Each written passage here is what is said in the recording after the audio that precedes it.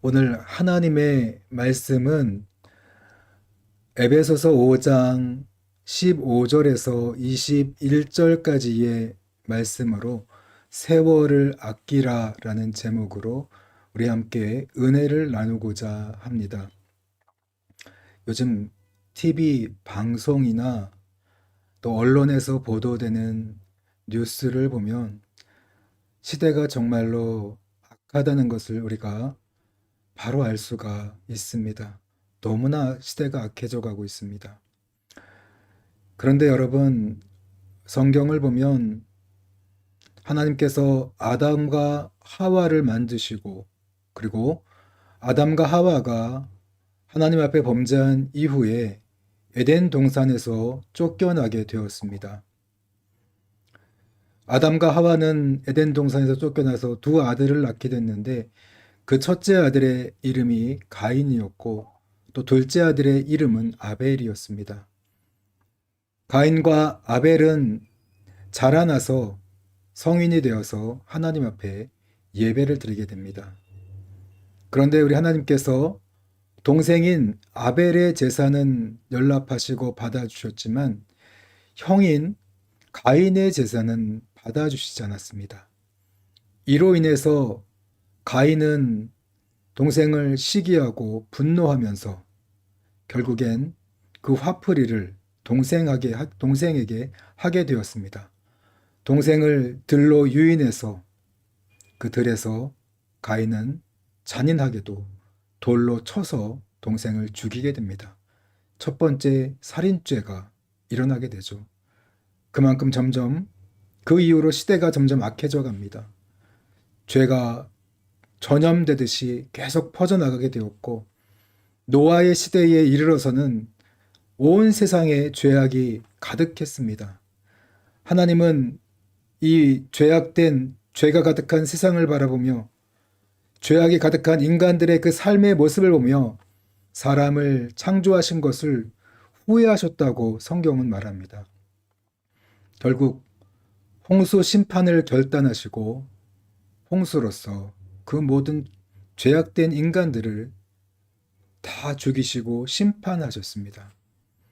그 이후에도 성경을 보면 계속해서 하나님 앞에 범죄하고 또 범죄하고 시대가 점점 악해져 가고 또 심판을 당하고 죄악이 가득한 성경은 바로 죄악의 역사로 가득 채워져 있습니다. 인간이 얼마나 악한지를 보여주는 책이 바로 성경책이에요. 인간이 하나님 앞에 얼마나 배반하고 간사하며 뱀 같으며 죄악되었는지 악한지를 보여주는 게 바로 성경의 역사입니다. 왜 이렇게 우리 인간은 악합니까? 모든 세대가 악합니다. 지금만 악한 것이 아니라 과거에도 지금도 앞으로도 우리 인간은 악할 것입니다. 왜 이렇게 악하기만 할까요? 여러분, 연날리기를 해보셨습니까? 제가 어릴 적에 연날리기를 참 많이 했습니다. 저희 집에는요, 어머니가 쓰는 그 장롱 그 안쪽에 보면 아주 커다란 실타래가 하나 있었어요. 실이 얼마나 어렸을 때 귀합니까? 제가 그 실을 몰래 가져나가요. 그러면 집 앞에 산이 있었습니다. 낮은 그런 산이 있었는데 그 산에 올라가서 집에서 만든 연을 가지고 어머니 그 실을 몰래 가져다가 연 날리기를 자주 했습니다. 그리고 연을 날리다가 정말 멀리 이 실타래가 컸기 때문에 정말 멀리 날아갔어요.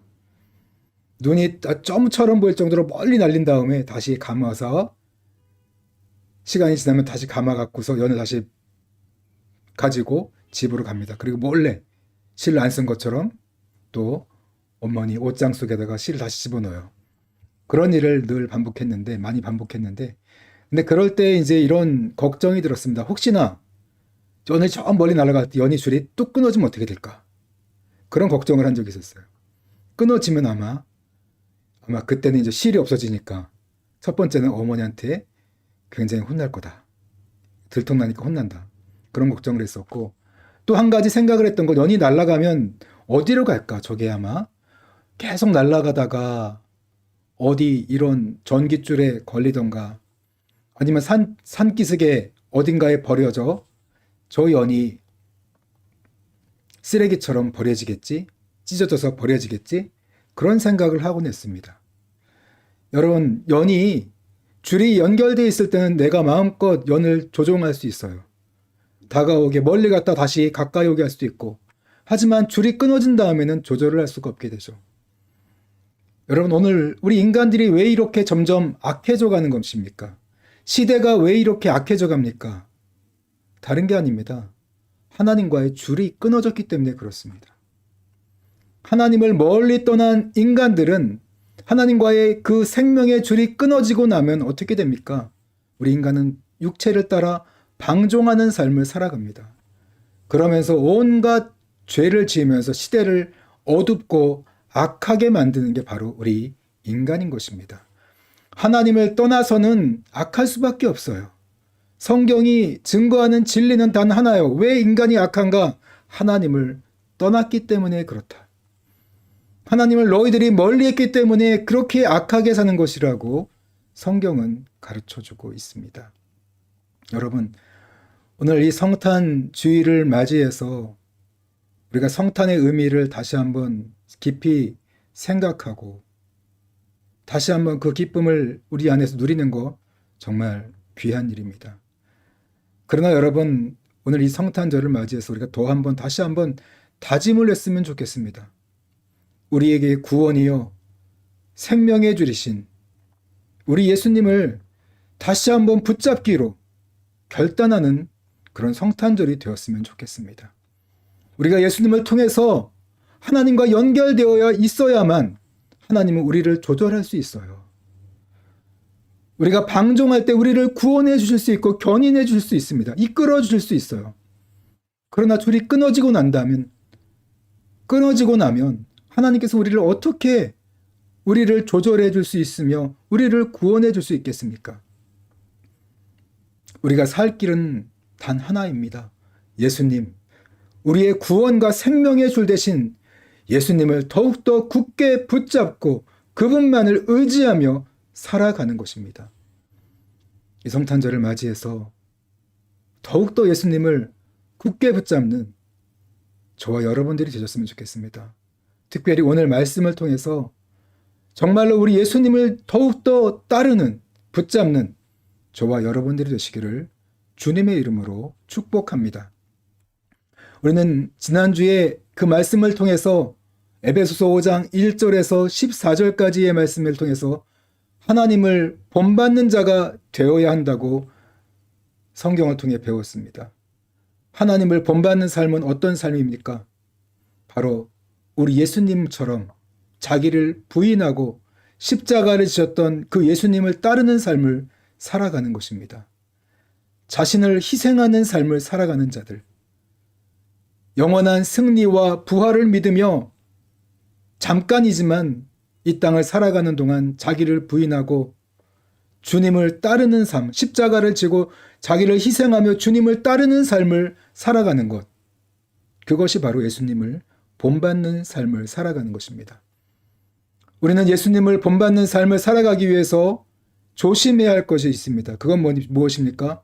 이런 성적인 방종, 성적인 욕망을 절제하지 못하는 마음, 이런 성적 타락, 음행, 이런 것들을 철저하게 버리고 조심해야만 합니다. 그 대신에 오늘 우리는 주님의 은혜를 생각하며 우리 입술을 통해서 감사해야 됩니다. 우리가 옛사람이 죽었습니다. 주님과 함께 십자가에서 옛사람이 죽었고 새 사람이 되었습니다. 새 사람이 되었다는 것을 육을 따르지 않는 성령을 따르는 새 사람이 되었다는 것을 우리는 감사하는 삶을 살아가야 합니다. 그래야만 하나님을 본받는 삶을 살아갈 수 있습니다. 그것을 통해서 우리가 빛된 행실로 빛의 자녀로서 하나님의 거룩한 자녀로서 이 어두운 세상을 비추며 살아가야 한다고 말합니다. 그렇게 될 때 우리가 빛된 행실로 거룩한 삶으로 세상의 빛과 소금이 되어 살아갈 때 이 어두운 세상을 비추며 그 속에서 은밀히 행했던 그 모든 죄악들을 드러내고 폭로하고 세상을 변화시키는 삶을 살아가야 하는 것, 그것이 오늘 하나님께서 우리를 부르신 그 이유예요. 목적이에요. 그냥 그저 교회만 다니고 주일 예배만 드리라고 우리를 부르신 것이 아니라 우리가 당연히 주일 예배를 드리는 것뿐만 아니라 이제 이 세상에 나아가서 이 어두운 세상, 이 악한 세상을 비추고 변화시키기 위해서, 우리의 선한 행실로 변화시키기 위해서 우리를 부르셨다는 것을, 그 사명이 있다는 것을 우리가 잊지 말고 살아가야 하는 것입니다. 그렇기 때문에 그런즉 오늘 계속해서 본문 말씀이 이어집니다. 5장 15절 말씀이에요. 그런즉 너희가 어떻게 행할지를 자세히 주의하여 지혜 없는 자같이 하지 말고 오직 지혜 있는 자같이 하여. 그런즉 어떻게 해야 되겠습니까? 우리가 이 어두운 세상을 비추라는 주님의 이 명령, 그 주님의 그 주신 사명을 이루기 위해 우리가 어떻게 살아가야 되겠습니까? 그 첫 번째가 뭐예요? 너희가 어떻게 행할지 자세히 주의하여 신중하게 생각하여 지혜 없는 자같이 하지 말고 오직 지혜 있는 자같이 하여라. 여러분, 지혜 없는 자는 뭐예요? 우리가 어떻게 행할지를 신중하게 생각하지 않는 자들이에요. 그러나 지혜 있는 자는 어떤 자입니까? 오늘 내가 주님 주신 사명을 이루기 위해서 어떻게 행할지를 자세히 신중하게 고민하는 자예요. 여러분, 더 깊이 이해하기 위해서 오늘 이 본문을 직역하면 다음과 같습니다. 그러므로 너희는 세심한 주의를 하여 너희가 어떻게 행하는지 보라. 그러므로 너희는 세심한 주의를 하여 너희가 어떻게 행하는지 보라. 오늘 내 자신을 돌아보라는 거예요. 내 삶을 돌아보라는 거예요. 과연 내가 이 땅의 빛과 소금으로 살아가기 위해서 지금 나는 어떤 삶을 살아가고 있습니까? 어떻게 말하고 어떻게 행동하고 있습니까? 세심하게 너희 삶을 돌아보라. 그러면 지혜 있는 자다. 지혜 없는 자는 어때요? 오늘 나를 돌아보지 않는 자들이에요. 내가 어떻게 말하고 행동하는지를 돌아보지 않는 자들, 이 땅에 빛과 소금으로 살아가며 이 어두운 세상을 비추기 위해서 내가 어떤 삶을 살고 있는가, 어떤 말을 하고 있고 어떤 행동을 하고 있고 어떤 일을 하고 있는가 돌아보지 않는 자들, 그런 자들은 지혜롭지 못한 자들이라는 거죠. 그러나 나를 돌아보는 자들은 내가 어떻게 말하고 어떻게 행동하고 있고 주님께서 기뻐하시는 삶을 살기 위해서 나를 진지하게 돌아보고 내 삶을 고민하는 자들, 그런 자들은 지혜로운 자들이라는 것입니다. 계속해서 16절 말씀입니다. 세월을 아끼라. 때가 악하니라. 시대가 악해요. 세월을 아끼라. 이 말씀은요, 단순히 이런 시간을 확보하라, 그런 의미를 갖고 있습니다. 또 근데 여러분, 오늘 이 세월을 아끼라라는 이 말씀을 더 깊이 이해하려면 세월이라는 이 단어의 뜻이요, 시간이라는 뜻이거든요. 근데 이 시간이라는 이 헬라어의 의미는요, 크로노스라는 말이 있고 카이로스라는 이런 단어가 있습니다. 크로노스라는 이 시간의 의미는요, 단순히 2022년, 2023년, 올해 23년이죠. 내년 2024년. 연대기적으로 시간이 흘러가는 것은 크로노스예요.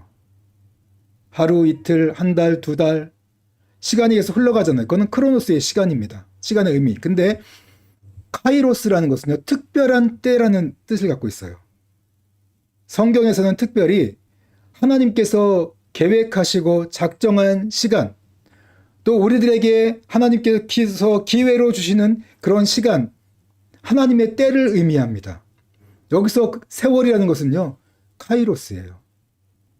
하나님의 시간. 그래서 여러분, 이 말의 의미는 하나님의 이런 특별한 시간, 하나님께서 일하고자 하실 때 그 시간, 나를 통해서 일하고자 하시는 그 시간을 아끼라는 거예요. 이 말을 더 쉽게 이해한다면 하나님이 나에게 기회를 주셨는데 나를 사용하자 하실 때 그 기회를 놓치지 말라는 거예요. 그래서 나를 사용하고자 하실 때 시간을 확보해 두라. 그런 의미라는 거죠. 이 어두운 세상을 변화시키기 위해서 하나님은 저와 여러분을 사용하기 원하세요. 그렇기 때문에 단순히 무슨 그냥 일반 사람들이 말하는 것처럼 시간을 아끼는 게 아니라 하나님 앞에 특별한 그런 쓰임을 받기 위해서 시간을 확보해 둬라. 하나님께서 너를 사용하고자 하실 때 그 기회를 놓치지 마라. 그런 의미가 있는 것입니다. 여러분, 오늘 하나님은 이 어두운 세상 얼마나 사람들이 고통을 당하고 있습니까? 힘들어하고 있습니까? 시대가 얼마나 악합니까?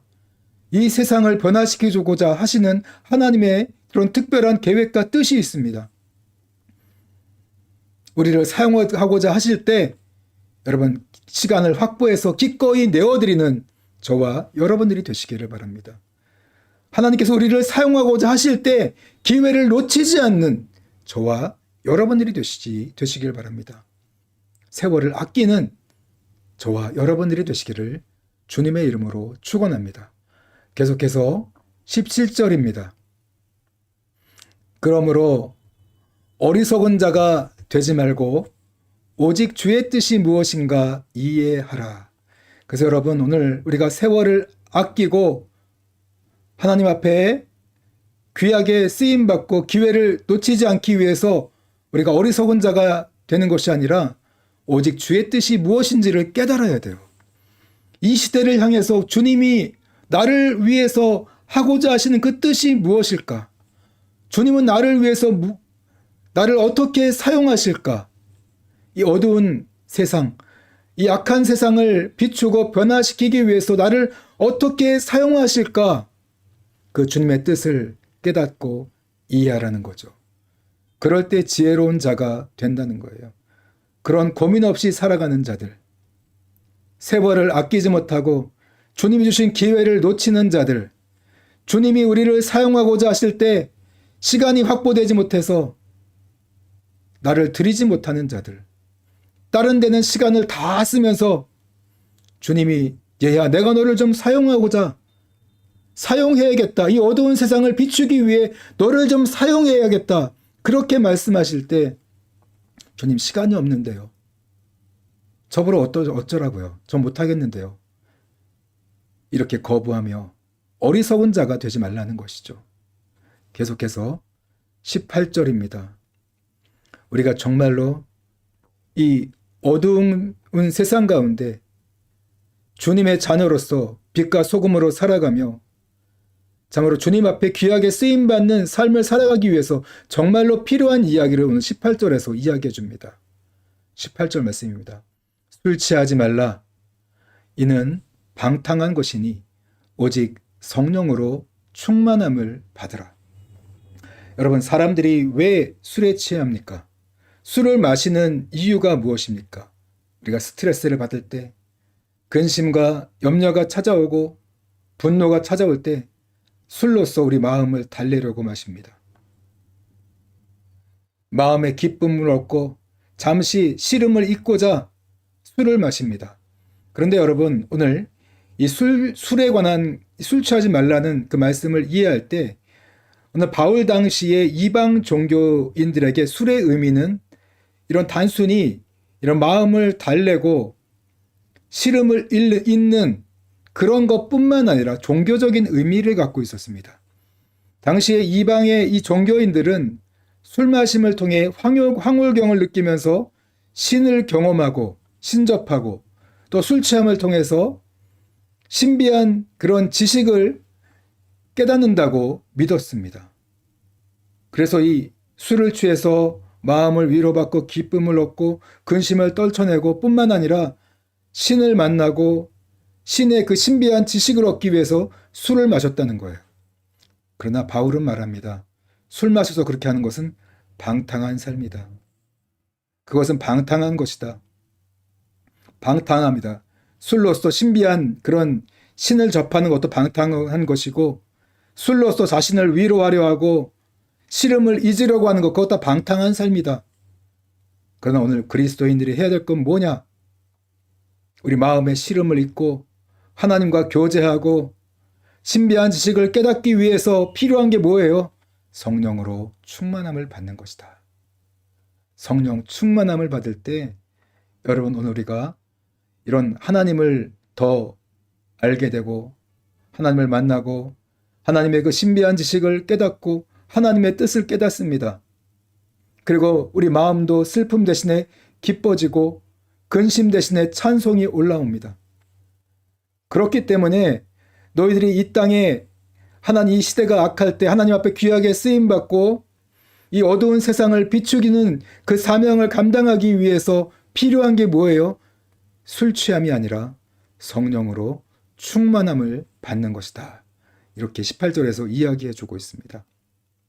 그리고 19절에서는요, 성령 충만함의 결과로 무엇이 찾아오는가를 가르쳐 줘요. 우리가 성령 충만하면 첫 번째로 19절에서 찬양이 올라옵니다. 마음에서부터 시와 찬송과 신령한 노래들이 올라오기 시작합니다. 이 성령 충만함을 통해서 깊은 곳에서 마음에서 우러나오는 찬양이 올라나와요. 시편의 그 찬양, 악기를 통해 연주하는 찬양, 찬송시, 또 영적인 감동으로 지어진 찬양들이 우리 내면에서 막 올라와요. 이 감동들이 올라옵니다. 그게 찬양입니다. 여러분, 찬양은 또 굉장히 이런 신비한 능력이 있습니다. 우리가 하나님을 찬양할 때 물론 성령으로 충만하면 찬양이 마음에서부터 올라오는 것을 경험해요. 그런데 또 살아가다 보면 성령 충만함이 떨어져요. 그런데 또 떨어진 상태에서 찬양을 하면 또 성령 충만함을 또 경험해요. 이게 어떤 의미냐면, 여러분, 우리가 펌프 있죠. 펌프를 처음에 물을 끌어올릴 때 마중물을 넣고서 끌어올리면 물이 계속 나오는 것처럼, 오늘 성령 충만함이 떨어졌다가도 우리가 찬양을 하면 다시 성령 충만함이 올라가요. 찬양 가운데 거하시는 하나님을 경험하면서 다시 충만함을 경험하게 되죠. 그만큼 이런 찬양은 중요한 거예요. 성령 충만함의 결과로 찬양이 올라오지만 또 우리가 성령 충만함이 떨어질 때 찬양하면 다시금 성령 충만을 유지하면서 경험할 수 있다는 거죠. 그래서 계속해서 우리가 너희 마음으로 이런 시와 찬송과 신령한 노래들로 주님께 노래하며 찬송하라, 19절에서 가르쳐 줍니다.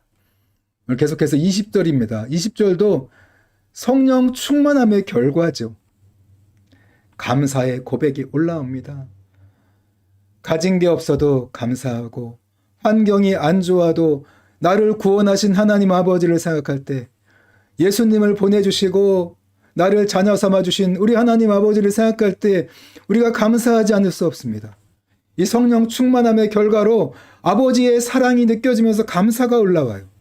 자연스러운 이 감사의 고백이 올라옵니다. 그러나 여러분, 이 감사에도 또 비밀이 있습니다. 살아가다 보면 우리가 계속 감사하는 거 좋지만 또 감사함의 고백이 떨어질 수 있어요. 성령 충만함이 떨어지면 감사한 마음이 조금 떨어질 수 있어요. 삶의 여러 가지 문제들, 스트레스를 받고 상처를 입다 보면 마음에 이 감사가 떨어집니다. 그러나 이런 마음의 아픔과 문제를 감사함으로 고백하게 될 때, 하나님 앞에 다 아뢰게 될 때 또 역시 성령 충만함이 올라오면서 마음의 평강이 유지되기 시작합니다. 평안이 찾아와요. 감사의 고백, 하나님 앞에 감사하는 삶을 살라는 거죠. 그래서 여러분, 찬송과 감사는요, 이런 성령 충만함의 결과이기도 하지만 성령 충만함을 유지하는 그런 비결이라는 것을 가르쳐주고 있습니다. 또 마지막으로 21절 말씀인데요. 그리스도를 경외함으로 피차 복종하라. 여러분, 우리가 성령 충만함의 결과가 뭐예요? 그리스도를 경외하는 거예요. 성령 충만함을 잘못 받으면요, 방종으로 가요. 착각입니다.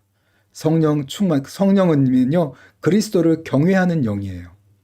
우리가 성령 충만함을 경험하면 그리스도를 경외할 수밖에 없어요.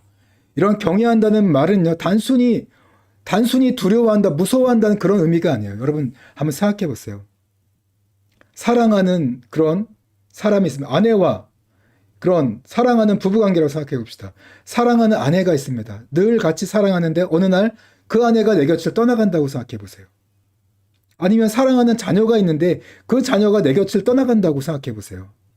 그럴 때 그 두려워하는 마음. 사랑하는 자가 내 곁을 떠나갈 때 두려워하는 마음이 바로 경외하는 마음이에요. 성령 충만함을 경험하면요, 하나님이 나를 얼마나 사랑하시는 줄 알게 돼요. 그분의 사랑을 알게 되는데 그 사랑이 내게서 떠나간다면 그게 얼마나 두렵습니까? 그게 경외하는 마음이에요. 그 경외하는 마음으로 피차 복종하라. 여러분, 내가 정말 그리스도를 경외하지 않으면, 여러분, 복종하라는 말은요, 어떤 말이냐면 나를 아래에 두라는 얘기입니다. 다른 사람들보다 나를 낮게 여기라, 아래에 두고 겸손히 살아가라는 의미예요. 서로가 겸손하게 살아가라. 성령 충만함의 그 결과는 어떻게 돼야 됩니까? 겸손으로 이어져야 돼요. 겸손하고 온유한 마음으로 그런 열매로 이어져야 한다는 거죠. 그래서 여러분, 그리스도를 경외함으로 정말 그리스도를 사랑하는 그 마음, 사랑으로부터 멀어지지 않기 위해서 우리가 항상 낮은 마음, 교만하지 않고 겸손한 마음으로 서로 사랑하며 서로 섬기며 살아가라고 이야기합니다. 이게 여러분, 그런 성령 충만함의 결과인 것입니다. 이런 삶을 살아감을 통해서 우리가 이 어두운 세상을 비추어 나갈 수 있는 그런 근본적인 그런 자질이 된다는 거죠. 우리 영상을 하나 보고서 오늘 말씀을 마치겠습니다.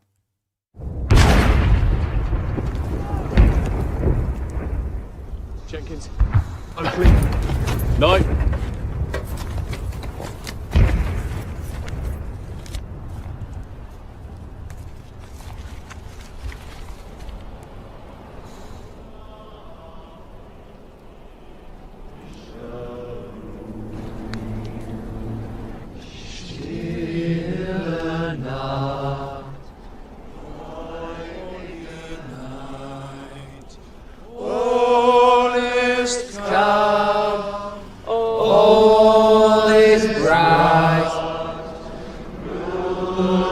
Das traute hochheilige Paar, Holy Infant, so sending love, sleep in hellish peace.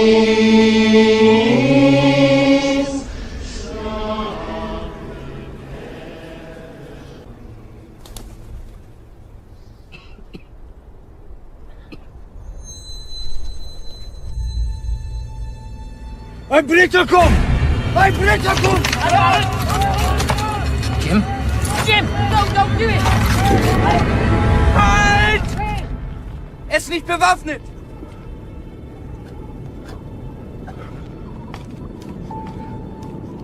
Nein, Otto! Jim!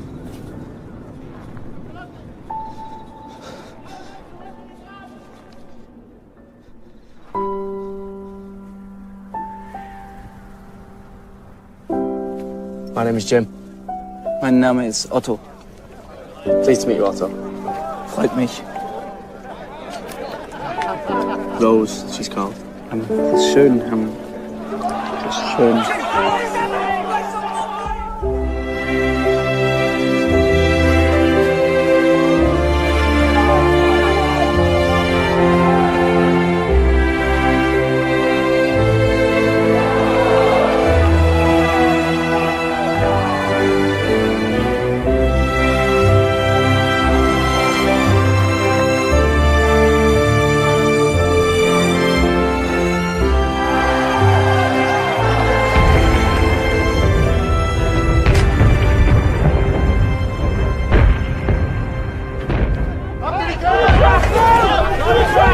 Danke. Happy Christmas. Frohe Weihnachten.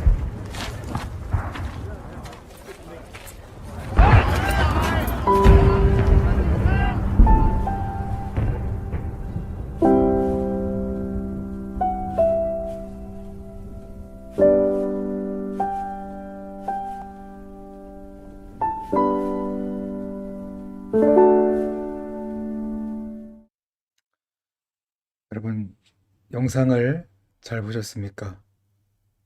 성탄절에 일어났던 그 기적, 크리스마스의 기적이 오늘 저와 여러분들의 삶 가운데도 나타났으면 좋겠습니다. 특별히 이 시대가 점점 더 악해져 가는 것을 보며 우리가 정말 하나님 앞에 귀한 쓰임을 받아서 약한 세상을 비추는 일로, 악한 세상을 변화시키는 일로 하나님 앞에 귀한 그런 기적의 도구들로, 세상을 변화시키는 기적의 도구들로 우리 하나님 앞에 귀하게 쓰임받는 저와 여러분들이 되셨으면 좋겠습니다. 그래서 정말 우리 하나님의 기쁨이 되는, 우리 하나님을 영화롭게 해드리는 저와 여러분들이 되시기를 주님의 이름으로 축복합니다. 오늘 이 성탄의 그 놀라운 기적이 여러분의 가정에서 일어나기를, 여러분의 삶 가운데 일어나기를 주님의 이름으로 축복합니다. 오늘 말씀을 생각하시면서 기도하시고 오늘 예배를 마치겠습니다. 함께 기도하시겠습니다.